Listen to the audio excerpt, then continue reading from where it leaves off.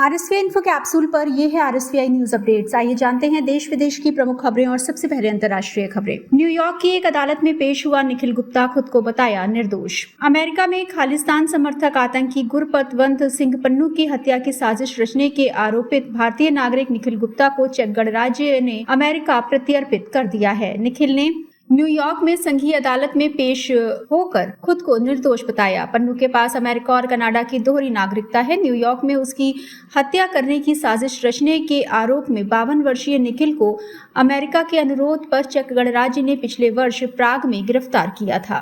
चीनी communist party के पूर्व तिब्बत प्रमुख के खिलाफ भ्रष्टाचार की जांच शुरू, हिरासत में है यिंगजी। चीन कम्युनिस्ट पार्टी के पूर्व तिब्बत प्रमुख वू यिंगजी के खिलाफ पार्टी अनुशासन के गंभीर उल्लंघन और भ्रष्टाचार के मामले की जांच शुरू हो गई है।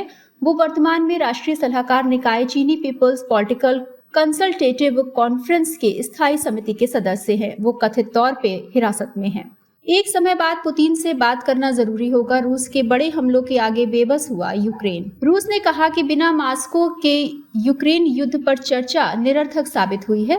स्विट्जरलैंड के बर्गन स्टॉक में समाप्त हुए 2 दिवसीय सम्मेलन में क्रेमलिन ने नकारात्मक व लगभग शून्य परिणामों वाला बताया। कहा कि इस दौरान पश्चिमी शक्तियों ने यूक्रेन पर रूस के आक्रमण की निंदा की, लेकिन वो सम्मेलन द्वारा जारी बयान पर गुटनिरपेक्ष देशों का समर्थन हासिल करने में विफल रहे। साउथ चाइना सी में टकराए चीन और फिलीपींस के पोत, बीजिंग के दावे को मनीला ने बताया भ्रामक। विवादित दक्षिण चीन सागर में एक चीनी पोत और फिलीपींस के आपूर्ति पोत के बीच टक्कर हो गई। इससे क्षेत्र में तनाव बढ़ गया है। चीन ने घटना के लिए फिलीपींस पर दोषारोपण किया तो मनीला ने बीजिंग के दावे को भ्रामक और गुमराह करने वाला करार दिया। आइए अब जुड़ते हैं देश के साथ और सुनते हैं राष्ट्रीय खबरें। थल सेना और वायुसेना को मिलेंगे 156 हल्के लड़ाकू हेलीकॉप्टर। रक्षा मंत्रालय से HAL को मिला 45,000 करोड़ रुपए से अधिक का टेंडर। सरकार मेक इन इंडिया के जरिए रक्षा क्षेत्र में आत्मनिर्भरता के लगातार प्रयास कर रही है। इसी सिलसिले में 156 हल्के लड़ाकू हेलीकॉप्टरों को खरीदने के लिए सरकारी कंपनी हिंदुस्तान एरोनॉटिक्स लिमिटेड को रक्षा मंत्रालय से 45,000 करोड़ रुपए का टेंडर मिला है। इन हल्के लड़ाकू हेलीकॉप्टरों में से 90 हेलीकॉप्टर थल सेना और 66 हेलीकॉप्टर वायुसेना को मिलेंगे।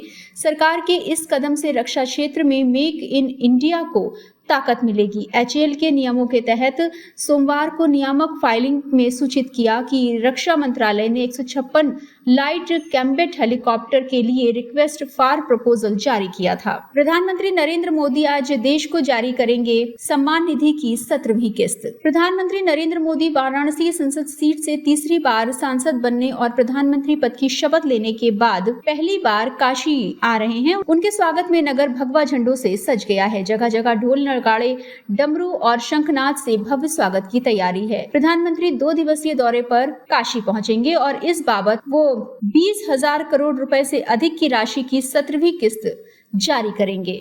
मैतेई और कुकी के बीच दूरी पाटने के लिए जल्द शुरू होगी वार्ता। मणिपुर में 1 वर्ष से अधिक समय से कुकी और मैतेई समुदायों के बीच जारी नस्ली हिंसा के स्थायी समाधान के लिए दोनों समुदायों से बातचीत शुरू की जाएगी। केंद्रीय गृह मंत्री अमित शाह की अध्यक्षता में हुई मणिपुर की स्थिति पर उच्च स्तरीय बैठक में नस्लीय संघर्ष सुलझाने के लिए समन्वित दृष्टिकोण अपनाने की जरूरत बताई गई। बैठक में सेनाध्यक्ष जनरल मनोज पांडे, केंद्रीय गृह सचिव अजय भल्ला, IB निदेशक तपन डेका तथा अहम अधिकारी मौजूद थे, लेकिन मुख्यमंत्री N बीरेन सिंह बैठक में उपस्थित नहीं थे। पीएम मोदी और विदेश मंत्री जयशंकर के साथ अमेरिकी NSA की बैठक। तीसरी बार प्रधानमंत्री नरेंद्र मोदी के कार्यकाल के शुरुआत होते ही भारत और अमेरिका के द्विपक्षीय रिश्तों को आगे बढ़ाने का काम भी शुरू हो गया है। इस क्रम में दोनों देशों के बीच ये फैसला हुआ कि कारोबार, प्रौद्योगिकी और आंतरिक सेक्टर में सहयोग को प्रगाढ़ करने की दिशा में जो समस्याएं आ रही हैं, उन्हें दूर करने के लिए शीघ्र ही दोनों तरफ से फैसले किए जाएंगे। परमाणु हथियारों के मामले में पाकिस्तान से आगे निकला भारत। परमाणु हथियारों के मामले में भारत पाकिस्तान से आगे निकल गया है। स्वदेश थिंक टैंक की रिपोर्ट के अनुसार जनवरी 2024 तक भारत के पास 172 परमाणु हथियार हैं। वहीं पाकिस्तान के पास परमाणु हथियारों की संख्या 170 है। रिपोर्ट में दावा किया गया है कि भारत ने 2023 में अपने परमाणु हथियारों की संख्या बढ़ाई है। आइए अब जुड़ते हैं खेलों के साथ और सुनते हैं खेल जगत से जुड़ी प्रमुख खबरों का हाल। बाबर आजम टीम के साथ नहीं जाएंगे पाकिस्तान।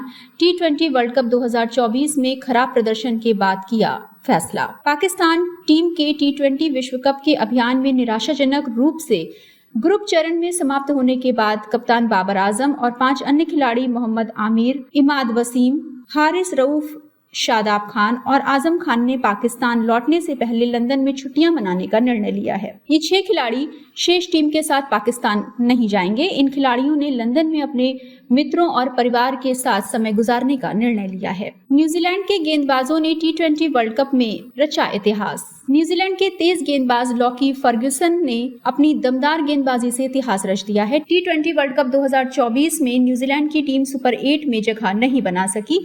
अपने आखिरी ओवर में इस टीम के सामने थी पापुआ न्यू गिनी। इस टीम के खिलाफ फर्ग्यूसन ने जो गेंदबाजी की वो ऐतिहासिक साबित हुई। ये थी अब तक की प्रमुख खबरें। अगली खबरों के साथ जल्द होगी मुलाकात। सुनते रहिए RSV इन्फो कैप्सूल और इंफोटेनमेंट के सफर में रहिए हमारे साथ।